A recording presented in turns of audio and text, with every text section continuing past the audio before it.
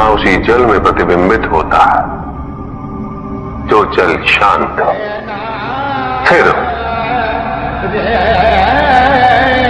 यही तो समस्या होती है मन की। मन कभी भी शांत नहीं हो पाता है। जहां शांति नहीं वहां कुछ भी नहीं रुकता।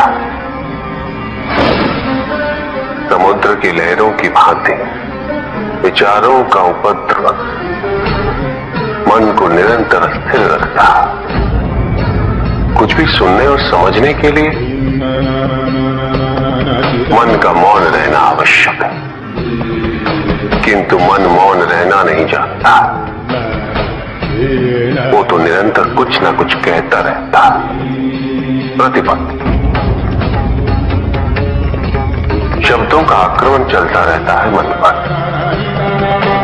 और यही आक्रमण है जिसके कारण व्यक्ति कभी भी शब्दों के परे नहीं जा पाता। जहां जीवन की सत्यता का बोध उसकी प्रतीक्षा कर रहा होता। साथ छल तुम्हारी अपनी इच्छाओं ने किया है, तुम्हारे हट ने किया है,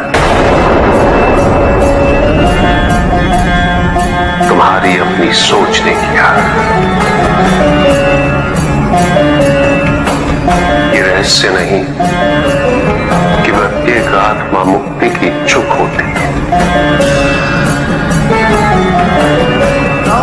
जो मरता है वो है पंचभूतों से निर्मित शरीर।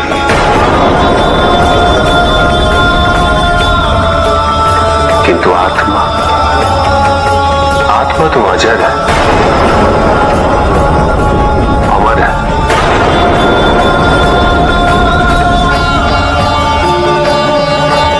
जिसकी यात्रा मोक्ष पर संपूर्ण होगी।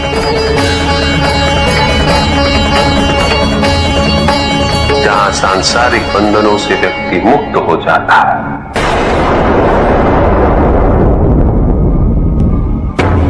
सारी इच्छाएं लुप्त हो जाती। किंतु तुमने तो कभी सत्य की खोज ही नहीं की। तुम तो सदैव उन तत्वों को ढूंढते रहे जो तुम्हारे अहंकार के पोषण हेतु आवश्यक थे।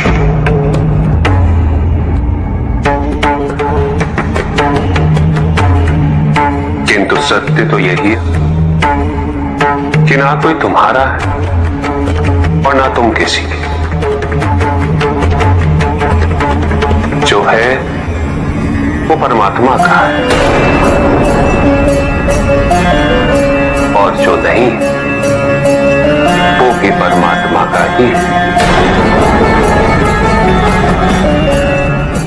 इस शरीर में तुम इस सत्य से अनभिज्ञ हो, किंतु इस शरीर के पूर्व तुम्हें इस सत्य का बोध था, और इस शरीर के पश्चात भी रहेगा। प्रश्न ये है कि क्या तुम इस सत्य को अभी स्वीकार करना चाहते हो? यदि करते हो तो परिवर्तन का मार्ग स्वतः प्रदर्शित हो जाएगा। आजीवन तुम प्रत्यक्ष को सत्य मानते रहे, परोक्ष सदैव महत्वहीन रहा। तुम्हारे पास यही अवसर है। भक्ति हेतु यदि कुछ अनिवार्य है तो केवल भक्ति ही।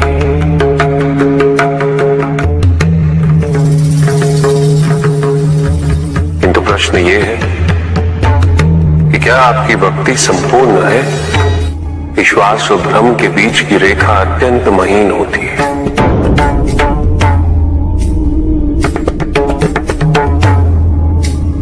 असंख्य व्यक्ति ये नहीं समझ पाते कि उनका विश्वास विश्वास है या भ्रम।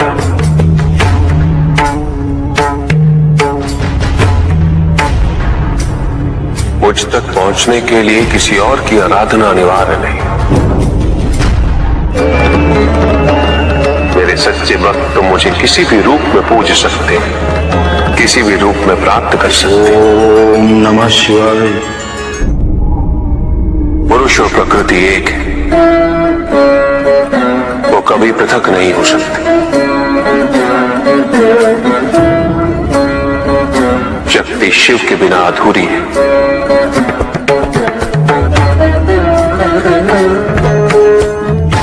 और शिव तो शक्ति के बिना शव के समान है। शिव शक्ति पुरुष प्रकृति का संतुलन सदैव अनर्थकारी सिद्ध होगा। शरीर में यदि स्त्री तत्वों की ऊर्जा नहीं तो शरीर निर्जीव नहीं।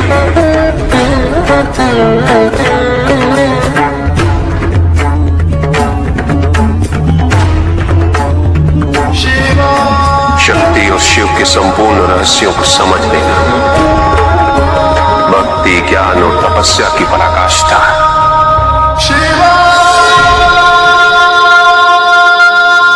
जब ज्ञान के लिए शब्द पर्याप्त ना हो, उदाहरण प्रस्तुत करना अनिवार्य हो जाता है,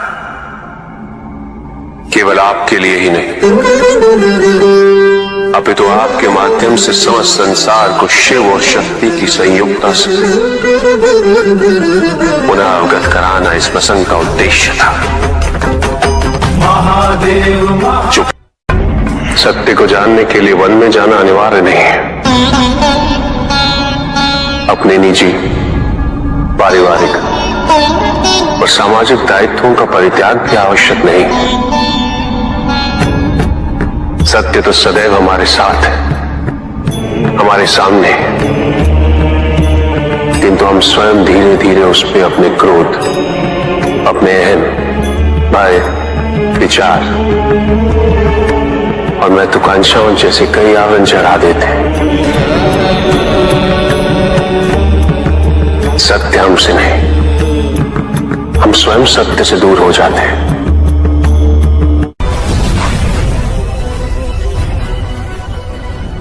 ज्ञान का भ्रम अज्ञानता का प्रथम लक्षण है। इस प्रकार भरे हुए पात्र में कुछ नहीं समा था, उसी प्रकार ज्ञान के अहंकार से भरे मन में अधिक ज्ञान नहीं समा था।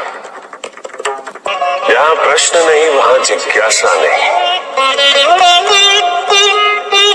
और जहां जिज्ञासा नहीं होती वहां ज्ञान की वृद्धि नहीं हो सकती।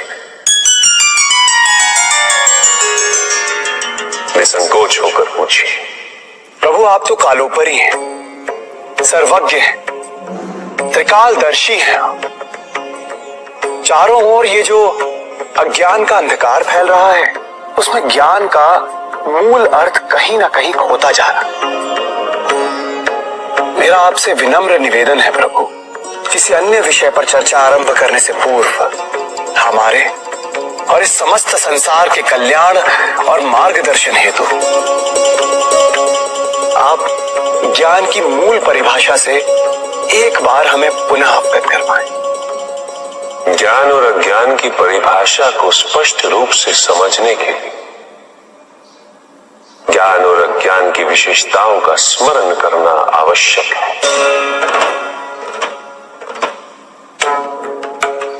जिसके कारण स्वार्थ, विनाश, क्रूरता, अशांति और भय में वृद्धि हो, वो अज्ञान है। किंतु जो व्यक्ति को उदार, निर्भीक, सहनशील और विनम्र बनाए वही ज्ञान है। अज्ञान की शक्तियां दुरुपयोग करने हेतु प्रेरित करती हैं,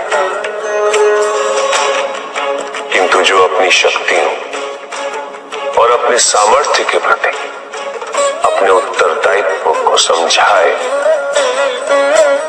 जो न केवल अपने अपितु अपने से पहले संसार के उद्धार हेतु प्रोत्साहित करे, वो ज्ञान है। ज्ञान का मूल उद्देश्य ही परोपकार है, सृजन है। दूसरों की भावनाओं को समझना, उनका आदर करना, यही ज्ञान है। क्योंकि ज्ञान हमें न न केवल अपने अपितु दूसरों के दुख और सुख के प्रति भी संवेदनशील बनाता। किंतु जो दूसरों की भावनाओं का अनादर करे उसे ज्ञान की श्रेणी में कैसे रखा जा सकता है? अज्ञान के कारण व्यक्ति सांसारिकता में बंधता जाता है, मोह माया में उलझता जाता है। अज्ञान परम सत्य से दूर ले जाने का माध्यम है, किंतु ज्ञान व्यक्ति को परम सत्य की ओर ले जाता है। ज्ञान मुक्तिदायक है, मोक्ष का मार्ग है और इस मुक्तिदायक ज्ञान का सर्वोच्च रूप है